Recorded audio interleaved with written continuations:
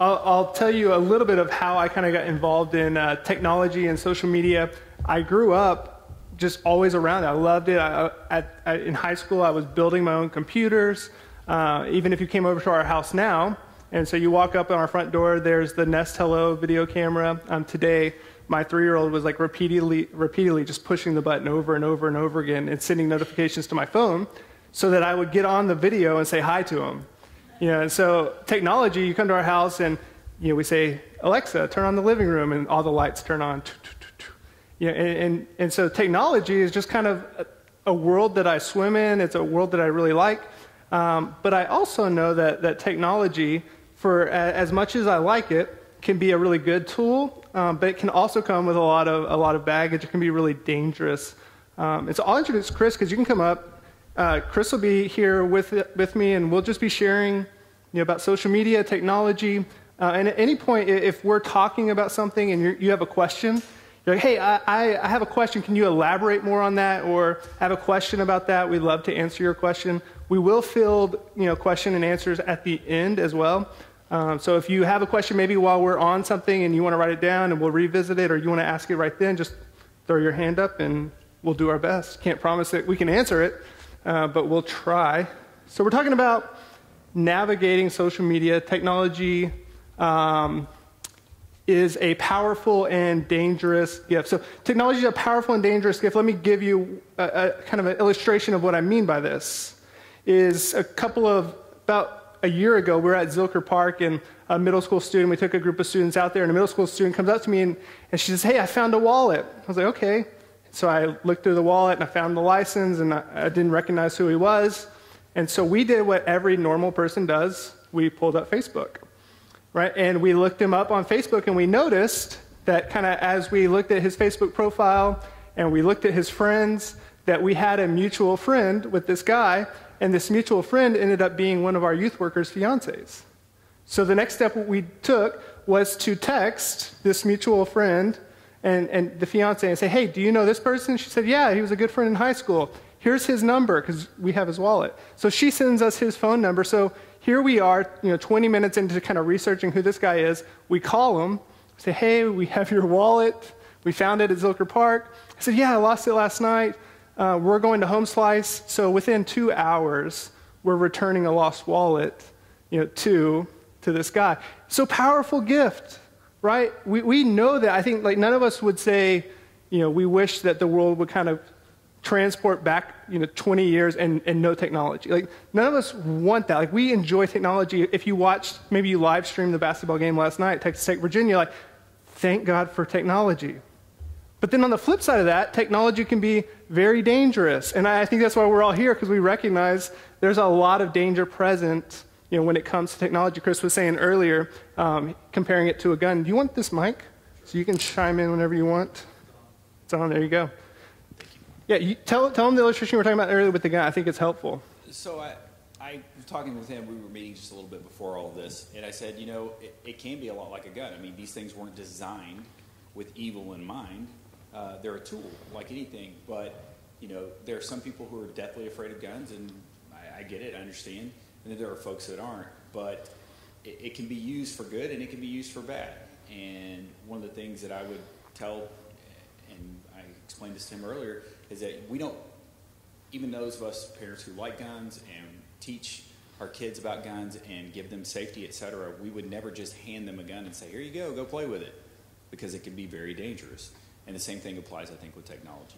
We have to understand that technology, it can be an awesome thing, but it can also be a very dangerous thing. And it's up to us to really provide the information and teach them what's safe, what's not safe. This is what you should or what you should not do.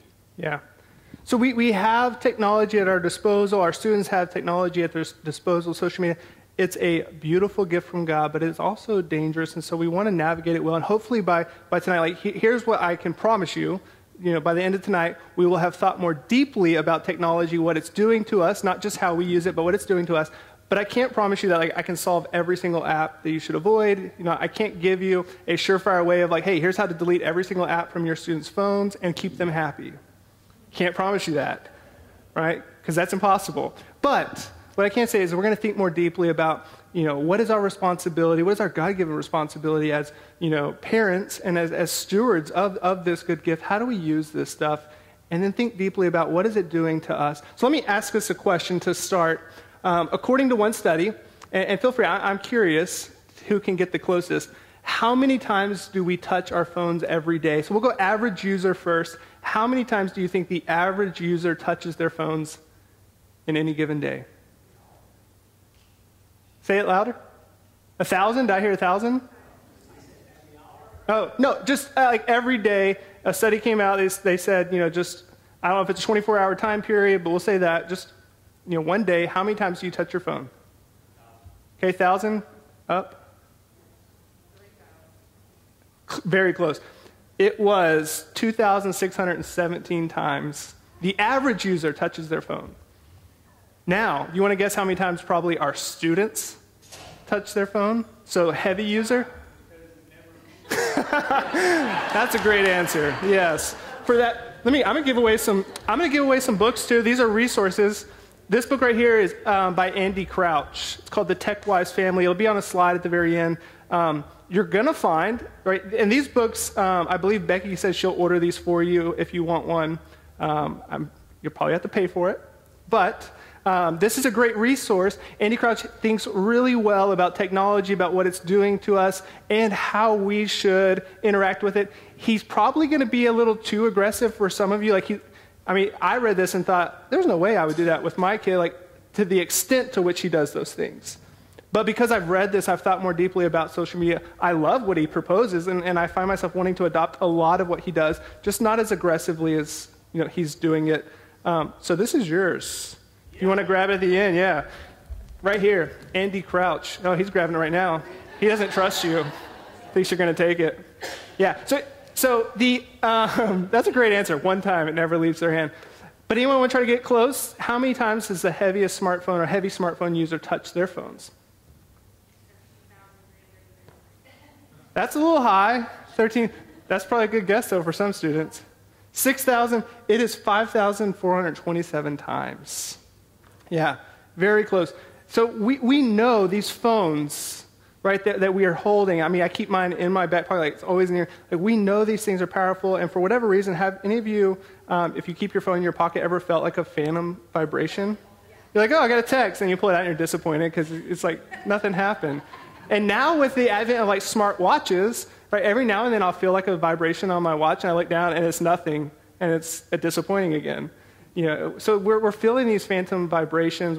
We recognize this stuff's powerful, and it's leading us to tap that phone, to touch that phone, to love our phone, to sleep with our phones, which is crazy. Y'all remember a couple years ago in Texas, the law enforcement had to come out and say, don't let your kids sleep with their phones in their beds because it was catching their pillows on fire.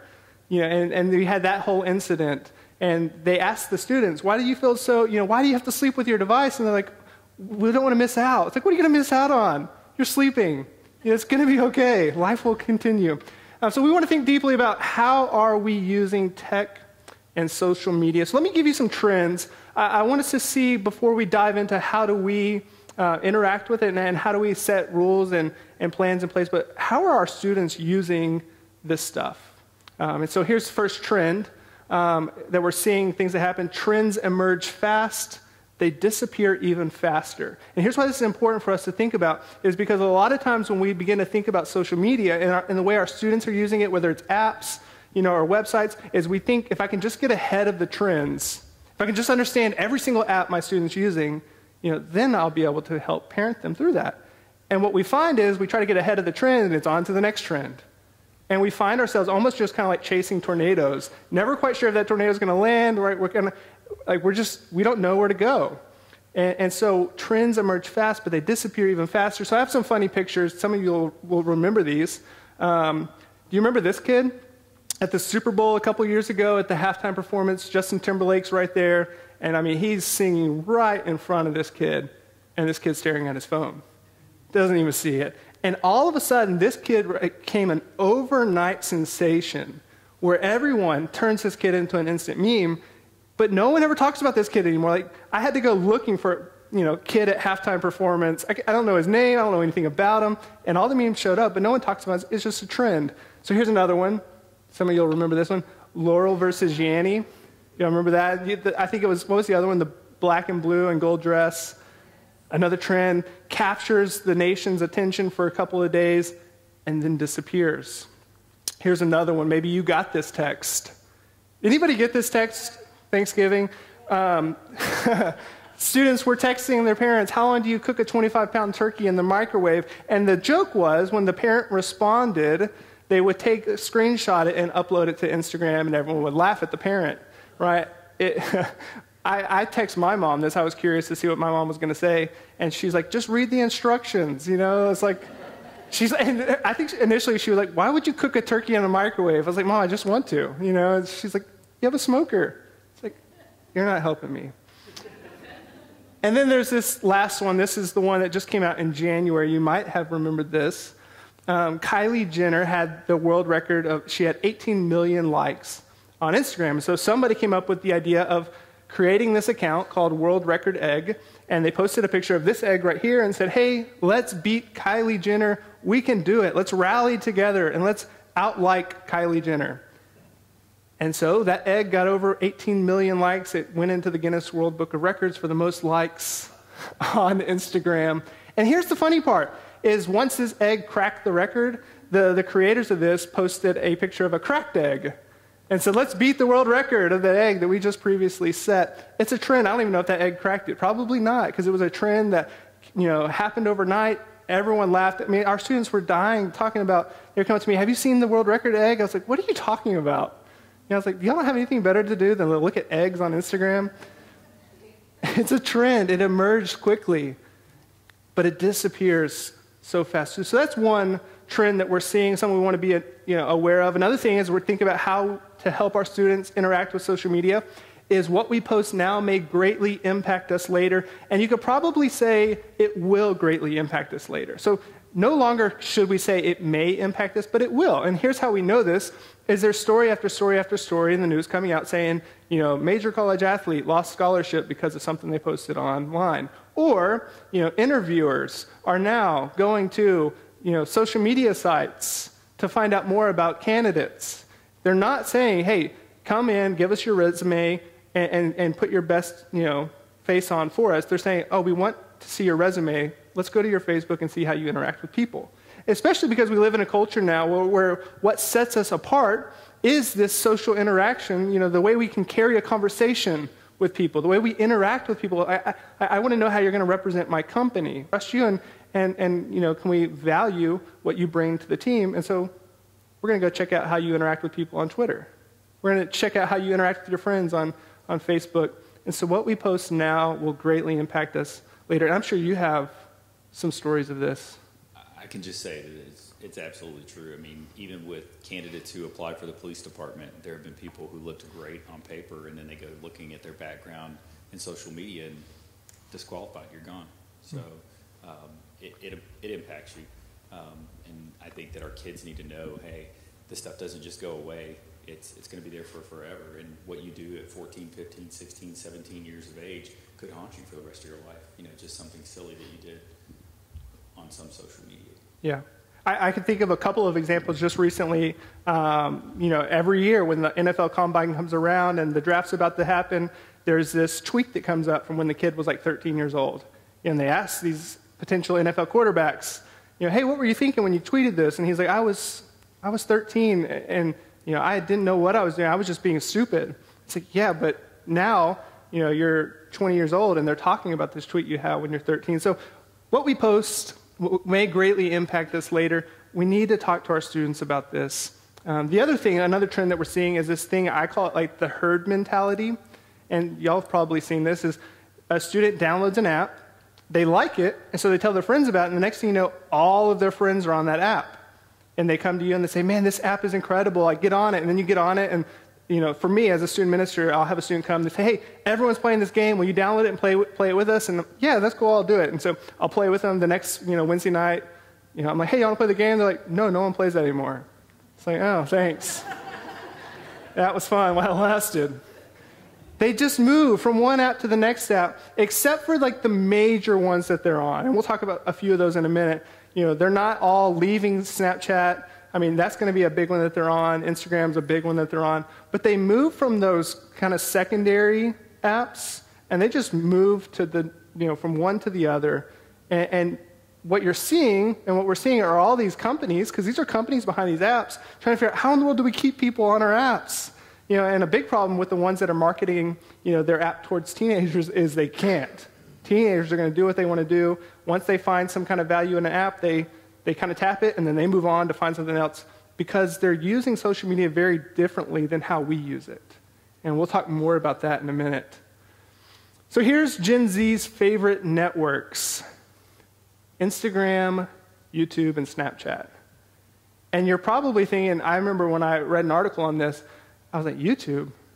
How is this a favorite social media site? And so I asked some students, and I actually did a workshop in January, and there was a teenager there at the time, so I invited him to come in with me, and I asked him this question. I said, hey, they're saying, all the research is pointing to YouTube becoming the fastest growing app among teenagers and their favorite social network. He said, oh yeah, absolutely, I love YouTube. And I remember asking him, well, what's so great about YouTube? He said, because it's entertaining. And research is showing, this is interesting, it's coming back and it's showing us they're valuing entertainment and content over friends, over relationships. So here's what this means, is we tend to use social media sites relationally or informationally. And so we might go to YouTube because we have a DIY problem, like the sink doesn't work, right? We got to figure out how in the world do we get the disposal to kick on. I didn't even know there was a little hex thing underneath it until I watched a YouTube video. But our students are saying, I just want to be entertained. And so YouTube is a great place to be entertained. I mean, you have all the content in the world, and you think about these other things like Netflix, right? Hulu, Amazon Prime, now Apple Plus, Disney Plus, whenever it comes out. Like, all these platforms are marketing this content. We're almost over, I don't even know how you would describe it, but we've been thrown so much content at us that we don't even know how to process all this content anymore. I mean, me and my wife will sit down to watch something on Netflix, and an hour later, we're like, hey, what do you want to watch? And we're still scrolling through all this content. Entertainment, is everywhere, and our students are saying, hey, we love this stuff. And so they're using YouTube as one of their favorite apps. Instagram, same way, they're on it. Not so much to create these friendships with one another, but to see and to be entertained by one another. And you might even notice if you have a student that has Snapchatted, you've seen students Snapchatting, a lot of times they'll pull out their phone, they'll start Snapchatting, and they'll take a picture of the floor. Like, what value is that? Like, who's going to open up their phone and think, that was a good idea? That's a great picture. Right? They're just like along for the ride. They look at their friends like, oh, that was weird. And it's like entertaining. It didn't add anything to their relationship. It didn't add anything socially. They're just entertaining one another through Snapchat. And there's the dark sides of it as well, and we'll talk more about that, especially I'm sure there'll be some of that in the Q&A. But one of the trends we're seeing is they value entertainment over friends. It's something we need to be aware of. Another thing we're seeing in Gen Z, and when I say Gen Z, you can call it Gen Z, the iGen. It's just basically a generation that's grown up. I think officially it's like 1995 to whatever it is, or no, 2005 to today. I think that's right. And it's basically a generation that's never known a world without the iPhone, which is crazy to think about. I can remember, and you might remember this, when Steve Jobs came out and he did their Apple keynote, and he's showing you, this is the next big product. It's the iPhone. He spends like the first 20 minutes talking about how this is going to be an iPod that makes phone calls. And that was like the big thing, is you can now carry all of your music on a device that makes phone calls. It had no app store. I mean, he wasn't until like 30 minutes into that he began to talk about, hey, it's going to be a good messaging device. I mean, the thing he was excited about was that he combined the iPod and the iPhone. And I think there's even kind of some comments in, interviews with him where he says stuff like, we don't want to over-program this thing because what happens if someone goes to make an important phone call and the call drops, or the phone stops working? And yet, you think about how powerful these things are today. I mean, anyone know when the iPhone came out? Was it 2008? 2007? So in 2007, we're looking at this device, and I remember when it came out thinking, why would I want to carry all this music around? Like, I have a Sony Walkman. It's awesome. You know, like, why would I want all of my music on a phone? Like, that's just weird to me. And now, you know, I jokingly say there's a phone called the Light phone, and all it does is like GPS phone calls and messaging. And I jokingly say, man, I want to go back to that. But then there's a part of me that says, no, I don't want to leave this. What was that called again? It's called the Light phone. Sounds like a good option for kids. Yeah, the Light phone. And I think it's like the second version that's coming out. It is. Everything we want our students to be able to do on a phone, they do with the dumb part of the phone. Everything we don't want them to do with their phones, they do with the smart part. And then we just buy them a smartphone and say, here, have at it. It's kind of interesting, right? But I'm not even sure that Steve Jobs knew what he fully had in mind when they began making this thing. I don't think we knew. Just technology advanced. And so here we are, and Gen Z is looking at this device, and they say, man, we want to use this for good. And every time I meet with students, and I'll tell them, hey, tonight I'm meeting with a room full of parents or youth workers. What is one thing you want me to tell them? And they almost always say, I think I have it up here, I wish I could tell adults that not everything we do on social media is bad. And so they're longing to use this for good. They just don't know how. And part of it is they don't know what it's doing to them as well. And so they look at this and say, hey, I can use this for good. It's got a lot of power behind it. And we should affirm that. Man, you can use these things for great things. There was a news story that came out just a couple weeks ago about a kid. I think he was in Maryland. You might have heard this story. And he noticed that someone he had interacted with either on Snapchat or Instagram made a threatening comment about her life. And so he called, I think it was like DPS in Texas, and said, hey, I'm worried about this girl that I'm a friend with on Instagram. They tracked her GPS coordinates through her phone, found her. Sure enough, the threat was real. The kid saved her life. And DPS gave him a medal and said, man, you're a hero. Use the phone for good.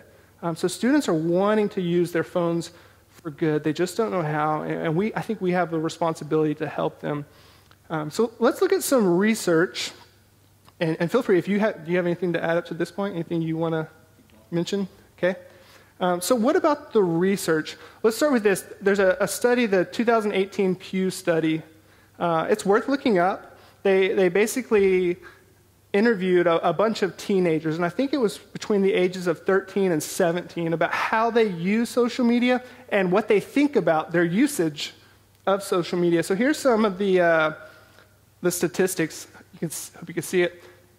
Social media effects. So they were asked, what are the effects of social media? How is it affecting you?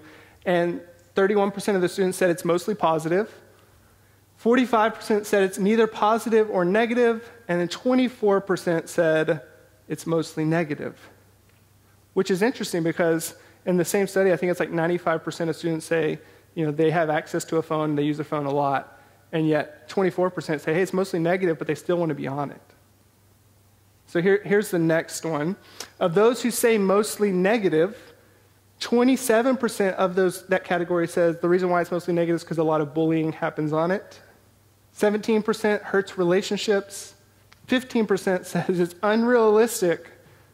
Right? I'm sure most of us have felt that even as we scroll through Facebook and we see some pictures of our friends, and we're like, that can't be the way you always live life. Right? But it makes us feel like it is, and it makes us feel like our life is horrible. And so our students are feeling it too. 14% say it is addicting, and a lot of addictions come through social media and through technology. 12% says peer pressure, and that's peer pressure in all sorts of ways, from being pressured to send pictures they don't want to send, from being pressured to interact with kids in ways they don't want to interact with their friends even. You want to share the story of your boys, the conversation they were just in? Oh. I think that's... Sure. Yeah. The one we were talking about with the group text, the text, that's yep. going around. Yeah. So I think some people in here are probably aware there were some group texts that were going on earlier in the year. And my understanding is it started with some people saying, who do you like more, this person or another person? And then it kind of went back and forth between some of the guys and some of the girls. And I know that ultimately what happened out of that was people got their feelings hurt, because you can't attach an answer to something like that and look at statistics, because that's what they're doing is they're tallying votes basically. and not have someone come out of that situation feeling hurt. And I don't think any one of those kids actually understood the overall impact of that when they were doing it, but the hurt's still there. The impact is still there. And, I know that when that stuff came out, when we found out about it, Talon, my stepson, apparently had said he didn't participate in it. And I was like, well, that's really good, because I'm glad that you didn't. I mean, just recognizing right away that is potentially going to be hurtful to someone is a big deal. And I think that comes back to that parenting thing. Like, we have to let them know, like, if this kind of situation comes up, don't go down that road. Don't do that, because someone's going to get hurt out of that. Yeah. And even merely being in the presence of a group chat when all of that happens, it is a pressure to you to respond in a certain way, right? And so I've interacted with students. They come to me, they say, hey, this is what's happening in the group chat. What's my responsibility here? Because, like, I want to chime in, but then I don't know if I should chime in, or they feel guilty. So here's kind of the crazy part of it, is they know if they jump in, right, it's going to be wrong, and yet they feel extremely guilty for not jumping in and defending somebody, because they know that once they do that, it's all going to come back on them. And just by merely being in the group chat, I don't know if you work with students at all, if you're a youth worker at all, if you get put in a teenage group chat, it's like the worst thing in the world. It's like the edge of hell. Right? And every time they put me in one, I'm like, I'm leaving. Because they will, I'm not kidding. There was one group chat I was in one time, I think it was like the band of our group. And I looked down, I have like 100 and something missed texts on my phone. They're like, why isn't Matt responding? And I was like, I'm not going to respond. I'm not going to look through 120 texts to catch up on the conversation. But they feel the pressure to read all 120 texts and to respond. And we've had kids just recently, a couple weeks ago, we're in Bible study. So we're sitting down, we're studying the Bible, and we tend to try to tell them, man, let's put the phones away, let's focus. There's a guy, a pastor I really respect, he said that the more we look at our phone, the more difficult it is to stare at Jesus. And so we want our students to stare at Jesus. And so I tell them, put the phone away. And one of the girls, I noticed she's looking at her phone. I'm like, we're only 5 minutes in. Like, why did you have to look at your phone? She's like, because I left this girl on red for 5 minutes. It's like one of our friends, on red means, for those of you, if you don't know what that means, your students are probably using that phrase. Here's what it means is, on the iPhone, you can show somebody whether you read their message or not. And so one of the most cruel things you can do to somebody is to read their message and to not respond, and they know that you got the message, but you didn't respond to them. And so our students are saying, you know what, I'll show you, I'll read your message and not respond. It's just that it's a different world they're swimming in, and we've got to learn to navigate it. So peer pressure, 12% says that. Here's the kicker, and we'll come back to this. 4% say it causes some sort of mental health issues. More and more and more research is coming out saying there is definitely a link between mental health issues and our use of social media. 3% says drama. I don't know what they're thinking. That's got to be like 99%. I say 100. And then 12% say other. So those are the ones that say mostly negative effects. There's, you can go to the study and you can look at the full breakdown of all the other stuff and the positive effects. Again, there's a lot of positive things happening on social media, and we want to affirm that. But tonight we are focusing more on the negative side of it. It's interesting to see that the peer pressure and the bullying, those almost go hand in hand. And if you combine those two, it's literally like 40% of your statistic there. Yeah. Yep. So here's a quote. So there's some quotes coming next from this study from girls. They interviewed and they said, what do you think about social media? These are interesting. This girl, she's age 15. It says, I feel that social media can make people my age feel less lonely or alone. It creates a space where you can interact with people. Okay? Next one. People could say whatever they want with anonymity, and I think that has a negative impact. So you have on one side this girl saying, hey, it gives us space to talk, it gives us space to connect. I think that's great. The other saying that it gives people a space to say whatever they want. That's a bad thing. The next one says, social media allows us to communicate freely and see what everyone else is doing. It gives us a voice that can reach many people. Again, positive. And look at this one. We can connect easier with people from different places, and we are more likely to ask for help through social media, which can save people. And I asked a student that I was doing a workshop with about this, And he said, yeah, a lot of people, they don't know who to come to when they're struggling with something, and so they'll text me. And we just talk about it through text, or they'll Snapchat me. And he says sometimes people I don't even know will Snapchat me, because they just need some advice. It's interesting. And then this boy, he's 17, he said teens would rather go scrolling on their phones instead of doing their homework. And it's so easy to do so. It's just a huge distraction, right? And we laugh at that because most of us know, yeah, that's how I feel. Like our kids are always scrolling their phones instead of doing their homework. If they would just do their homework, and yet I think for a lot of us, like there's times where even when I get home, we put the kids down, I pull out my phone, I just start scrolling Twitter. And there's nothing more important on Twitter than my wife that's sitting next to me. But it's just a distraction. I'm just scrolling, and my wife's like, hey, will you put your phone up? It's like, yeah, you're right. I should put it away. So it's a distraction. They also asked on this study, how much are you on your phone? 45% says almost always. They touch it once, never put it down. 44% say several times a day, and then 11% said less often. We'll go to the next one. There's a study by a lady named Jean Twenge. I think that's how you say her name. She also wrote this book, and it's a book we're recommending, called iGen. And it's got a fantastic subtitle, Why Today's Super Connected Kids Are Growing Up Less Rebellious, More Tolerant, Less Happy, and Completely Unprepared for Adulthood. And what she does in this study is she basically surveys just all the data, and she interacts. I mean, you'll see in this book, she's interacting with teenagers. And she's asking them, hey, how do you use social media? What do you do on social media?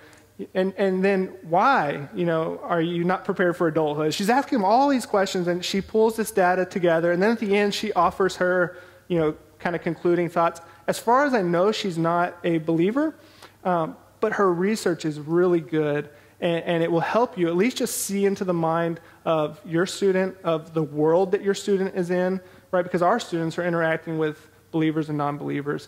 And so we just want to know, what's the landscape of the iGen generation? I think she captures it really well.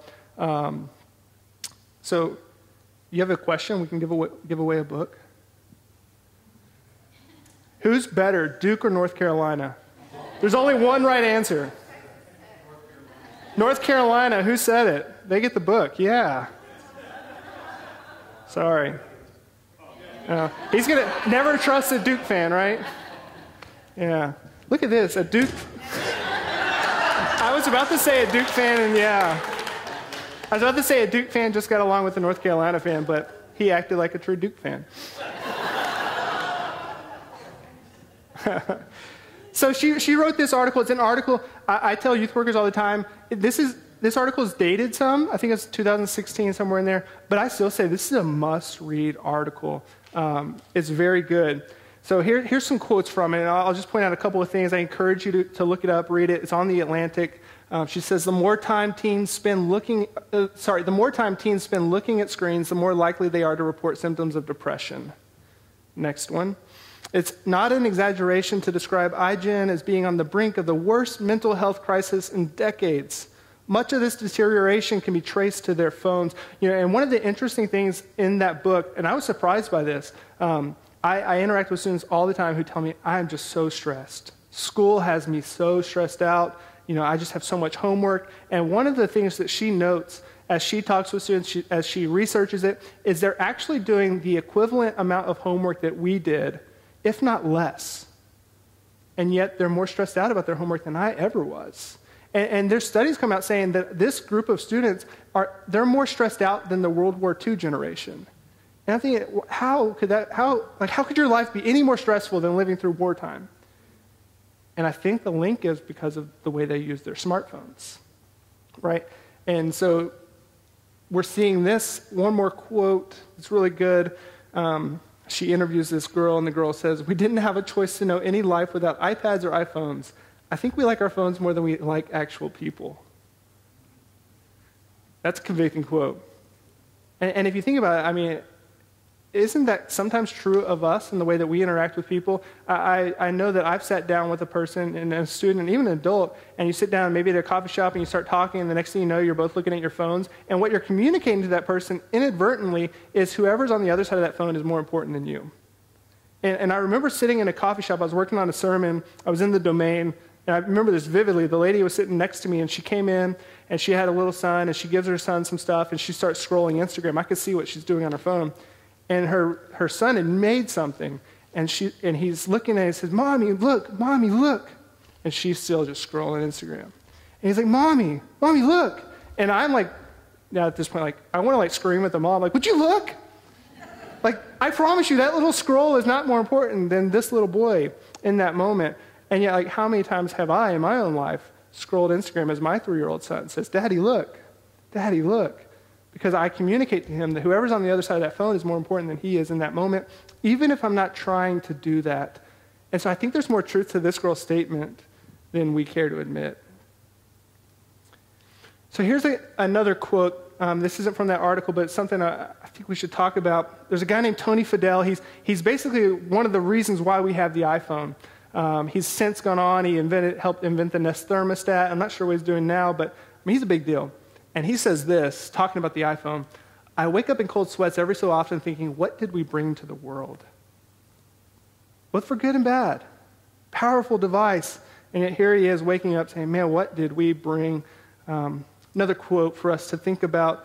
There's a guy named Cal Newport, really good thinker. He just came out with a book called Digital Minimalism. There's that whole minimalism movement, but he's arguing he wrote a book called Deep Work, and he argues for we need to learn how to do deep work, and one of the ways we do that is detach ourselves from our phone. So it led him to this, and he has this quote in there. He says, the tycoons of social media have to stop pretending that they're friendly nerd gods building a better world and admit they're just tobacco farmers in T-shirts selling an addictive product to children. Because let's face it, checking your likes is the new smoking. And he says we're going to look at all this research coming out, because we're in the first wave of the digital frontier. Like, we're just now getting research on what this thing's doing to us, right? And we're taking all this research, and even the biggest investors at Apple are coming to the management of Apple saying, hey, it doesn't look good. Like, we need to do something about this. And so Apple releases screen time. And they start showing you, hey, here's how you're using your phone. We want you to know, that you're addicted to this. But then they're making money off of it, so they want you to stay addicted. It's this weird, balance. And so if this is true, which I think it is, we've got to figure out how do we use this responsibly, because that's a pretty incriminating statement. And here's one more from this book. He interviews a guy named Tristan Harris. And Tristan Harris is a former Google, I think he might have been an exec or someone high up in Google, worked on products. And he says, is Silicon Valley programming apps, or are they programming people? And Tristan Harris says, they're programming people. There's always this narrative that technology is neutral. It's not neutral. They want you to use it in particular ways and for long periods of time because that's how they make their money. And if you think about the way our apps are designed and the way they're wired, I've heard, just through various studies that one of the things Facebook will do is when you open the Facebook app, initially you don't have any notifications. And it's kind of like this, moment. And then like half a second in, you look down and the red dots pop up. You're like, yes, right? And they're training you to come to that app and maybe if you show up and there is no notifications, if you just sit there for 5 seconds longer, there will be a notification because they want you to come back and come back and come back. And there's also, just articles showing that these companies are hiring the same people that worked in Vegas and in casinos that figured out how do we make this stuff addictive to people so that they'll come and revisit this stuff, are being hired by these app companies saying, hey, how do we make this stuff addictive so people will return to our app? From the games that are being developed, to social media networks, all of these things, they make money as we use their app. They don't make money and they don't exist if we don't use their app. So they've got to figure out how to get us to use their app. And so that's a little bit of the landscape. Some quotes. So let's consider this briefly, and then I want to spend some time in Q&A. What is technology doing to us? Technology and social media, what is it doing to us? So that's the landscape. That's how students are perceiving it. What is it doing to us? I did a Google search. I was interested. I did it today, and you should do this. I just searched. You should be able to see. I don't know how well you'll see the graphics, but you can throw the next slide on. Oh, there we go. I just searched teens smartphone on Google and went to the news section. And if you can see that, almost every article is, are smartphones causing anxiety? Are smartphones leading to depression? Americans touch their smartphones 2,617 times a day. Depression in adolescents and young adults is rising. Are phones and social media to blame? All these articles are asking these questions because we're seeing correlation between these things, and research is pointing to this. And so what is social media doing to us? What is technology doing to us? One of the things it's definitely doing to us is making us more anxious. It's making us more lonely. It's making us more depressed. And it's even more so in the lives of our students. There's a great quote in that IGN book where she talks about, I don't have it on the screen. I wish I would have put it on there. Let's see. There's this great quote. She says, middle school has always been a fraught time for identity finding and bullying. And combining those with social media can create a tinderbox. That is why the links between social media use and depression are the strongest among the youngest teens. And she goes on to say, we've got to talk to our students about identity. And so we'll talk about what do we do, how do we approach this stuff. But man, it's being linked to depression, to mental health issues. And you think back, the reason I showed that Pew Research article where our students, here's how we're perceiving social media and what it's doing and the negative effects, only 4% said, hey, it's affecting our mental health issues. And all the research is saying it's definitely affecting mental health issues. So our students aren't seeing it, and even if they did, they're not going to admit it because they're addicted to their phone. Why would they give that up? They're going to blame it on other things. But there's a link. And there's so much research out there, you can just Google it. We could spend hours talking about this stuff. But there's so much research out there. We know that it's changing us. We know that it's impacting us. We know our phones are doing something to us. So now the next question is, right, if it's causing depression, anxiety, mental health issues, bullying, peer pressure, all of those things, what do we do? And I think that's why you're here, right? What do we do? So here we go. First thing, here's what we do. We craft a plan. So here's some questions that I would ask if I was sitting down to craft a plan is who gets to use technology and social media? When do they get to use it? At the dinner table, in the car? All those places, you're sitting down, you're planning, because here's what you're trying to do, is you're trying to prepare yourself and your teenager to use this device responsibly so that you're not just chasing trend after trend after trend, trying to get ahead of apps and which apps that your students shouldn't be able to use. Because here's kind of the crazy reality of all this, is a lot of times we think our students are using these apps we've never heard of to do everything we don't want them to do on their apps. And they're actually just using Instagram and Twitter and Snapchat, and they're smarter than you with those things, and they know how to hide it. And so we want to figure out, let's craft a plan on how to use this responsibly, and so that we can begin to talk to our students about, hey, here's how we use these devices, because we want to model what it looks like to do this well. So we craft a plan. We ask, who gets to use it? When do we get to use it? How do we use it? Why do we avoid certain apps? Why do we not just download every single app on the App Store? And these are conversations that you might ask your student, what is it about this app that you really like? And sometimes they'll just say, hey, all of my friends are using it. And I've asked students, hey, what is it about Snapchat that you like? He's like, I don't know, I hate Snapchat. I don't understand what all the hype's about. And then other students are like, because all of my friends are on it, it's awesome. So you can ask who, what, when, right? And then you can even ask, where do we get to use it? Again, that kind of at the dinner table when everyone's there, in the car, can headphones always go in so that you never have a conversation in the car ever again? Right? Some of you have teenagers I know exactly what you're talking about. So who, what, when, where, and then how do we use it? Those basic things, those are things that I would begin to think about. Questions that I would want to consider. Again, those resources, the TechWise family is really good. And then navigating our digital world is another helpful resource. We'll give these two away at the end.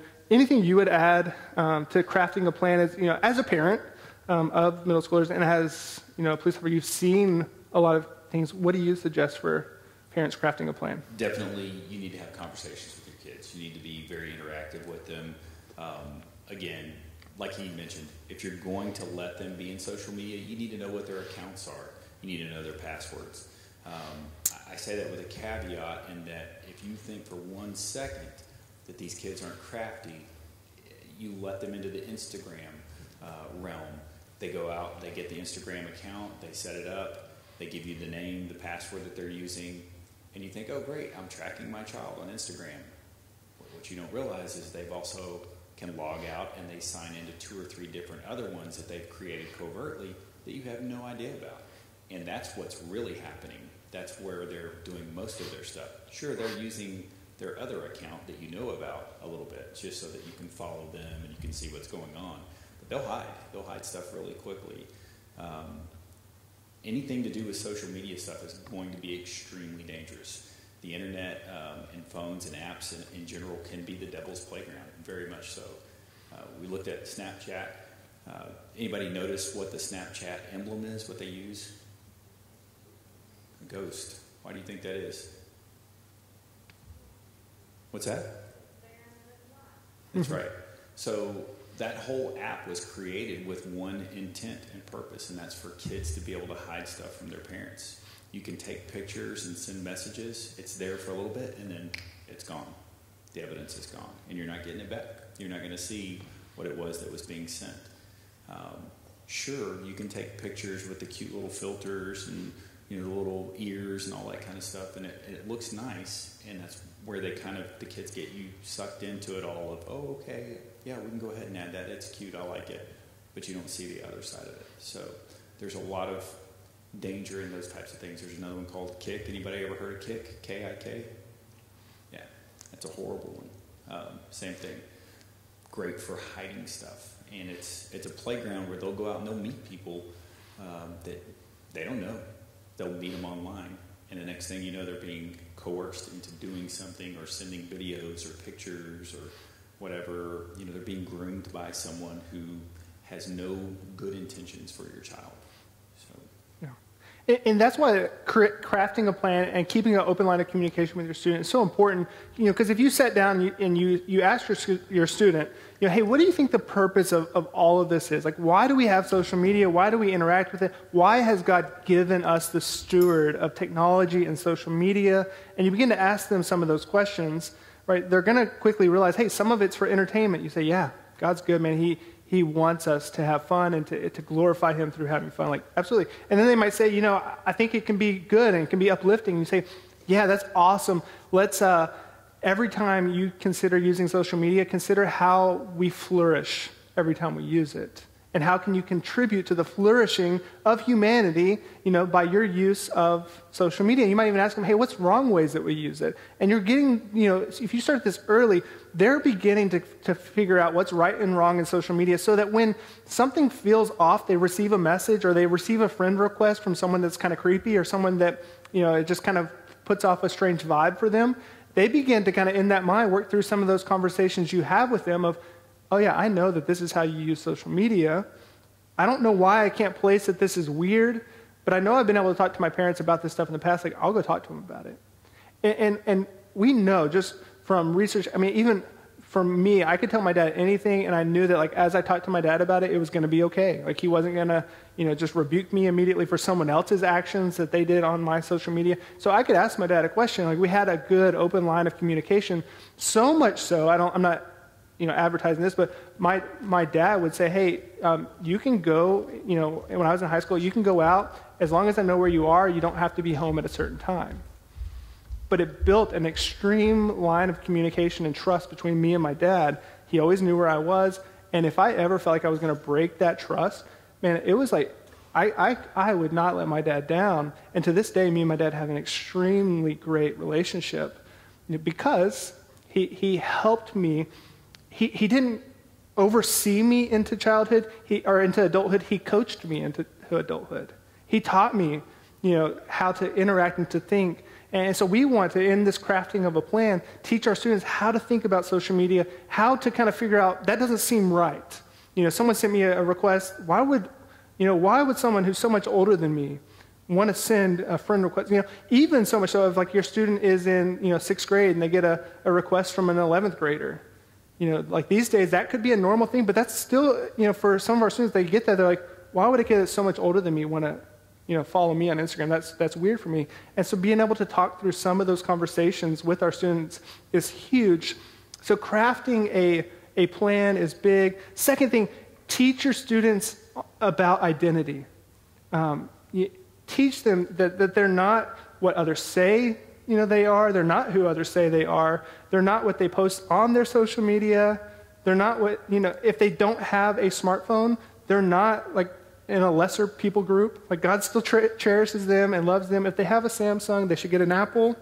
You can work on that later. But teaching them that, hey, your identity isn't in your smartphone. It's not in the way that you're perceived on your feeds. It's in Christ.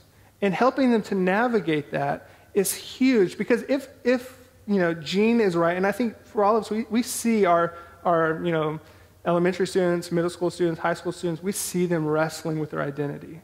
And we could think back for us, when we were in middle school and high school, identity was huge for us. We were trying to figure out who we are, where do we belong, and where do we fit in?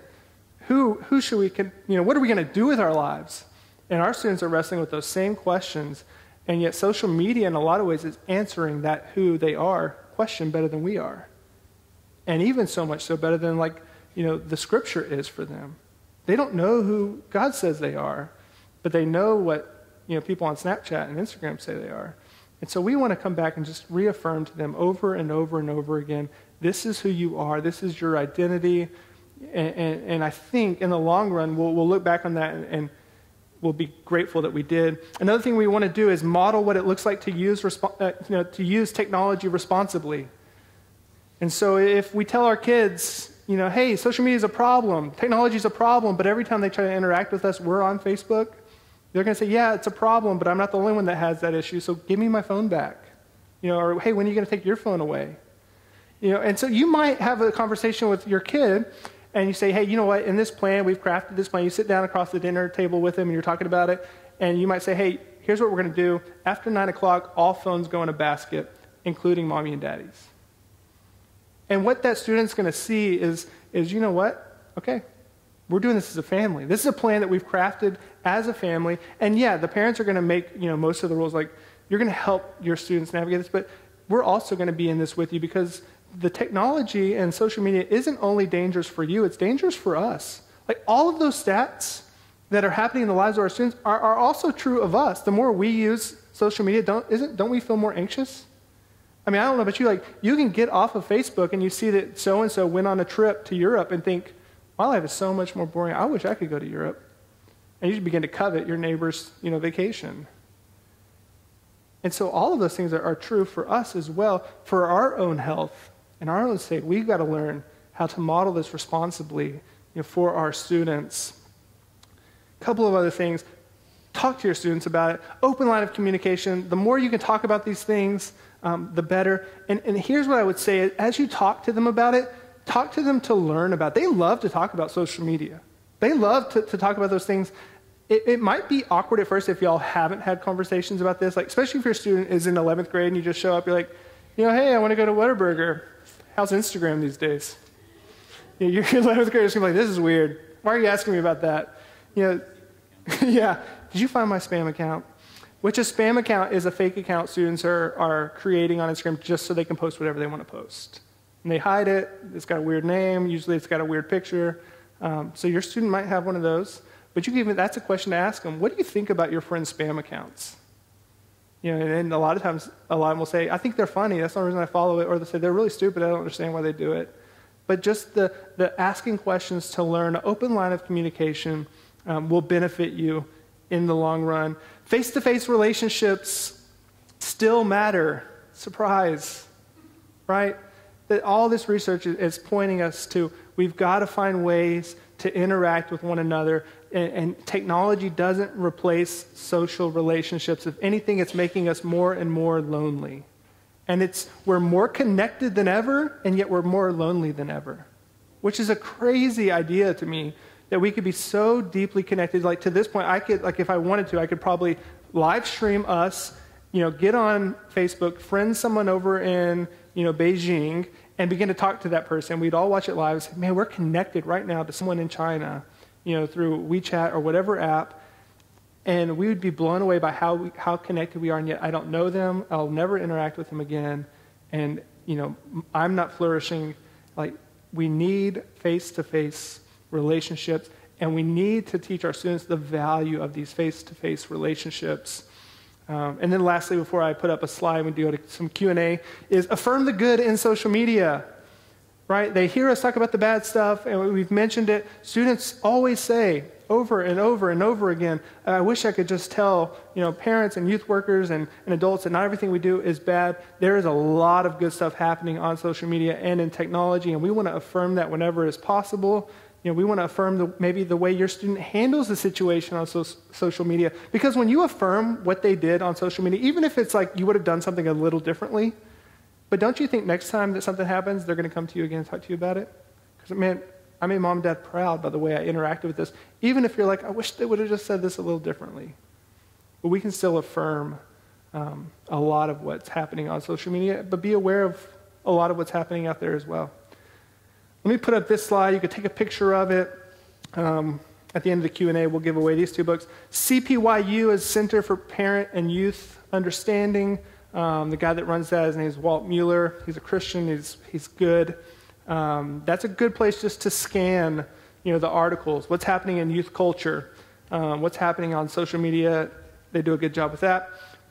Circle by Disney is a router that gives you access in a very easy-to-use way over your home internet network. Now, if your student has data on their phone and you cut the internet to their device, but you don't cut the data to their device, they can still access the internet. So just know that if you don't cut both of those things, they have access. But Circle will allow you to set time limits on apps.